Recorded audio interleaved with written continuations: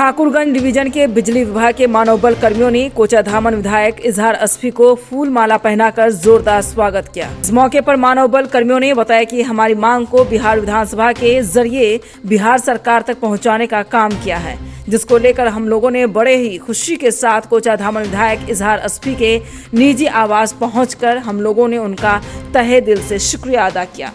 इस मौके पर सभी मानव बल कर्मियों ने बताया कि आगे भी हमारे मांगों को लेकर बिहार सरकार से लेकर बिजली विभाग के ऊर्जा मंत्री विजेंद्र यादव से मिलकर इनकी उचित वेतन एवं सेफ्टी को लेकर बात करेंगे। वहीं विधायक इजहार अस्फी ने मीडिया को संबोधित करते हुए कहा कि हमने मानव बल कर्मियों की मांगों को हाल ही में विधानसभा में उठाया था और इनके हर मांगों को आगे भी हम उठाते रहेंगे, क्योंकि इस महंगाई के दौर में 8,000 से कैसे परिवारों का भरण पोषण होगा, इसलिए कि मानव बल कर्मी उपभोक्ताओं को बिजली 24 घंटा देने के लिए अपने कार्य को दिन रात बखूबी निभाते हैं, लेकिन इसके बावजूद भी बिहार सरकार उनकी परेशानियों को न समझे, यह काफी दुख की बात है। मैं बिहार सरकार एवं बिजली विभाग के ऊर्जा मंत्री से मांग करता हूं कि इन मानव बल कर्मियों की मांगों को पूरा करें। इस मौके पर मानव बल कर्मी अपने दुख दर्द बयां करते हुए कहते हैं कि दिन रात मेहनत कर उपभोक्ताओं को हम लोग बिजली मुहैया करवाते हैं, इसके बावजूद भी हमारे लिए न ही बिहार सरकार और न ही बिजली विभाग के द्वारा सेफ्टी के नाम पर कुछ नहीं दिया जाता है। वहीं मानव बल के कर्मियों ने बताया कि बीते कुछ दिन पहले औरंगाबाद जिले में एक मानव बल कर्मियों का कार्य करने के दौरान उनकी मौत हो गई और उनके डेड बॉडी को सड़क पर रखकर मुआवजा की मांगों को लेकर 5 घंटे तक हंगामा हुआ, लेकिन इसके बावजूद भी उन गरीब परिवार को कुछ लाभ नहीं मिला।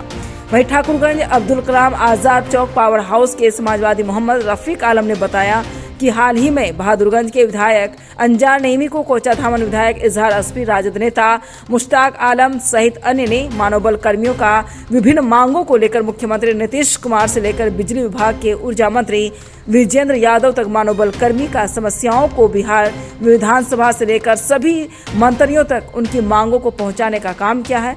मैं इन विधायकों को बधाई देता हूं कि उनकी मांग को सरकार तक प्रमुखता से उठाने का काम किया है।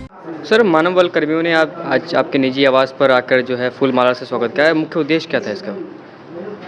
सबसे पहले तो आप मीडिया बंधु को मेरी तरफ से बहुत शुक्रिया।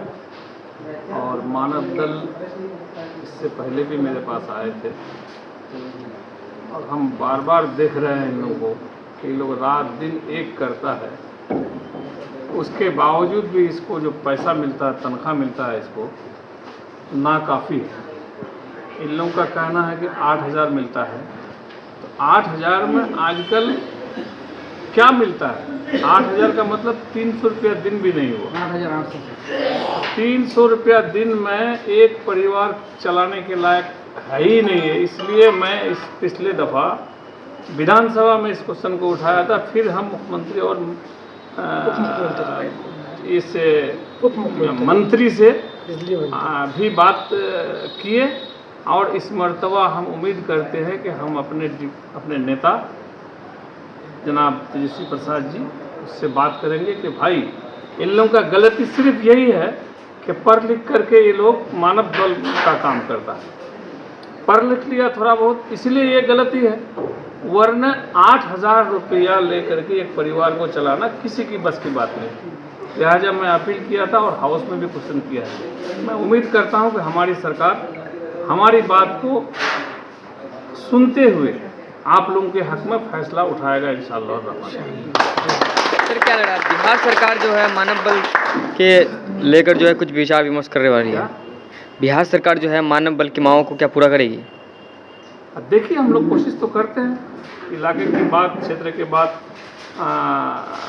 को लेकर के हम लोग सरकार तक तो पहुंचाते हैं। और हमको उम्मीद है कि जो पिछले कई महीना से, जब से कई महीना से जितना काम हमारी सरकार किया है, अभी देखिए नौकरी का बौछार कर दिया। माननीय डिप्टी सीएम तेजस्वी जी जो बोले थे, मुख्यमंत्री जी जो बोले थे, आपके सामने में अभी 1 लाख सवा लाख नौकरी दिया ही नहीं, बल्कि बोला करके चिट्ठी दिया। हमारी सरकार तो काम करने के लिए बिल्कुल अपने वादा पर उतरने के लिए हर टाइम में तैयार है। हम उम्मीद करते हैं कि बिहार का सकल बहुत जल्दी बदल जाएगा। अगर हमारे ये दोनों जोड़ी ठीक सलामत से रहे तो बिहार का किस्मत और चमक। सर क्या लगता है 2024 में लोकसभा चुनाव है सर, उसमें क्या लग रहा है? देखिए, लोकसभा चुनाव के बारे में अभी हमको क्या बोलना है। सरकार अभी इतने माननीय विधायक इजहार आसफी साहब, मोहम्मद मुश्ताक आलम साहब, इन लोगों के प्रयास से ये लोग पटना जाकर ऊर्जा मंत्री से लेकर के तेजस्वी यादव जी से लेकर के माननीय मुख्यमंत्री नीतीश जी से लेकर के सभी को मानव बल कर्मियों के लिए आवेदन सौंपे और आवेदन स्वीकृत भी हुई और मानव बल कर्मियों के लिए तनख्वाह भी तय हो गया। विधानसभा में इसका आवाज़ भी उठी।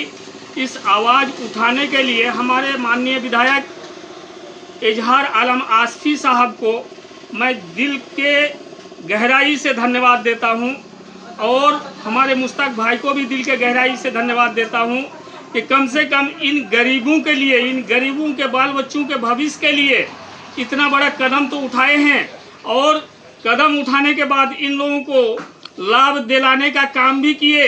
इसके लिए मैं बहुत बहुत धन्यवाद देता हूं और इस धन्यवाद का हकदार हमारे मोहम्मद मुश्ताक भाई और हमारे माननीय विधायक इजहार आसफी साहब।